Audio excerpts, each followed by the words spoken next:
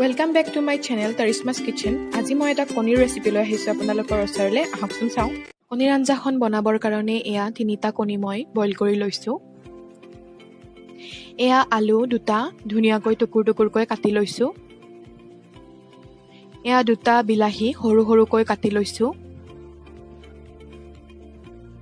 এয়া মিডিয়াম সাইজৰ দুটা পিয়াজ দীঘল-দীঘলকৈ কাটি লৈছো। আৰু এয়া আদা নহৰুৰ পেষ্ট এইখিনি মই মিক্সিত পিছি লৈছো। এয়া নিমখ, হালধি, দালচেনি, ইলাচি, লং, দুটা জলকীয়া, মিট মছলা পাউডাৰ আৰু জিৰাৰ গুৰি। এয়া এটা কেৰাহী মই গৰম হ'ব দিছো গেছৰ বাৰ্ণাৰত। কেৰাহীটো গৰম হোৱাৰ পাছত ইয়াতে 3 চামুচ সৰিয়হৰ তেল দি দিছো। এয়া চাওক তেলখিনি ধুনীয়াকৈ গৰম হ'বলৈ দিব।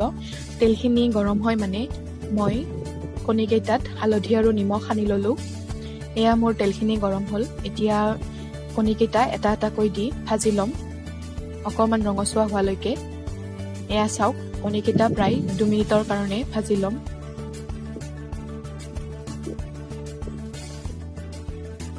এয়া মোৰ কণীকেইটা ভজা হৈ গ'ল। এতিয়া কণীকেইটা আন এটা বাতিলে ট্ৰান্সফাৰ কৰি ল'ম। এয়া দেখিছেনে মোৰ কণীখিনি কি ধুনীয়া হৈছে দেখিবলৈ কালাৰটো। এতিয়া কাটি লোৱা আলুখিনিও মই একেটা কেৰাহীতে ভাজি ল'ম। এয়া মই আলুখিনি দি দিলো কেৰাহীটোত। এতিয়া ইয়াতে অকণমান নিমখ দি দিম। আলুখিনি আপোনালোকে বেছি সময় নাভাজিব, প্ৰায় 1 মিনিটৰ কাৰণে ভাজি ল'ব।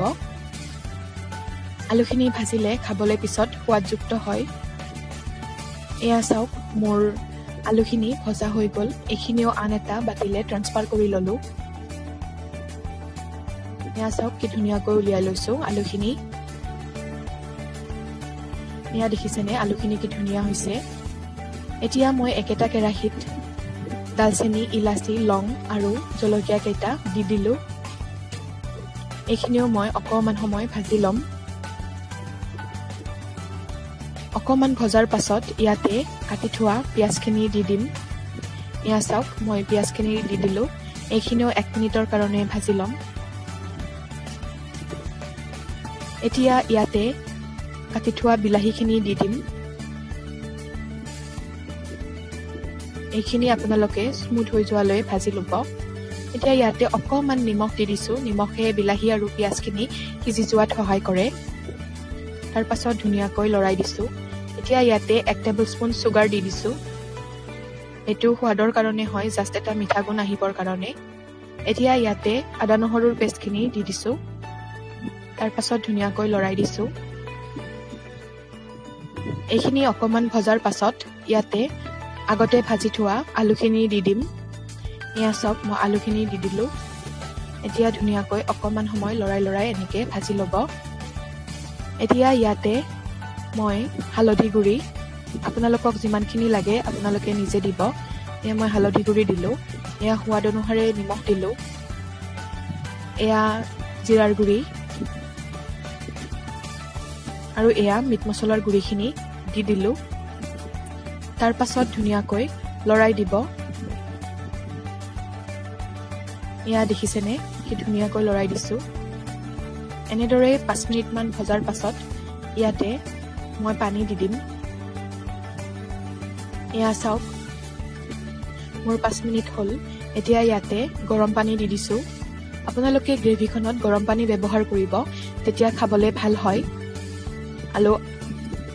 আলুখিনিও সোনকালে সিজি যাব।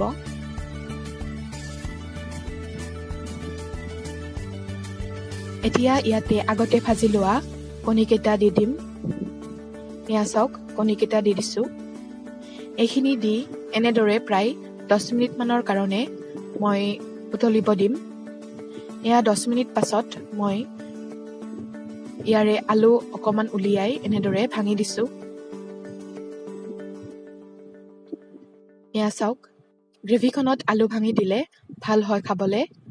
এতিয়া মই ভাঙি লোৱা আলুখিনি গ্ৰেভিখনত দি দিলোঁ।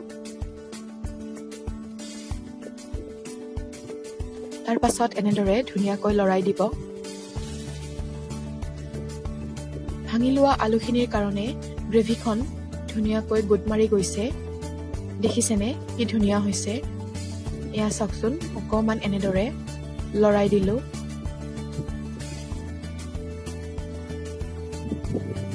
এতিয়া ইয়াতে মানধনিয়াৰ পাতেৰে ওপৰত গাৰ্নিছ কৰি দিম আৰু গেছৰ বাৰ্ণাৰটো অফ কৰি দিম। এয়া চাওক, মই গেছৰ বাৰ্ণাৰটো অফ কৰি দিলোঁ।